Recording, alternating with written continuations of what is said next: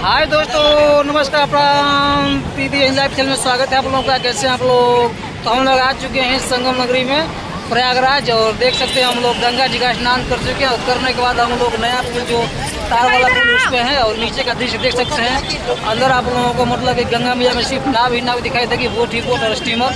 और यहाँ पर लोग मतलब गंगा मैया में स्नान करके और स्टीमर नाव पर मतलब चढ़कर घूम रहे हैं और लुत्फ उठा रहे हैं। तो कैसा लग रहा है यहाँ का दृश्य आप लोग जरूर बताइएगा।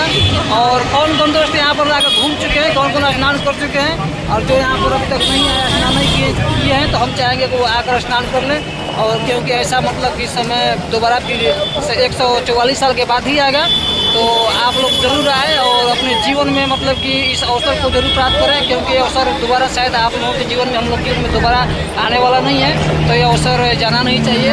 और हम लोग के ऊपर हेलीकॉप्टर भी उड़ रहा है, चारों तरफ हेलीकॉप्टर से निगरानी हो रहा है यहाँ पर। और हम चाहेंगे आप लोग यहाँ पर जरूर आए और आकर गंगा मैया में स्नान करें और इस अवसर को मतलब चुके ना।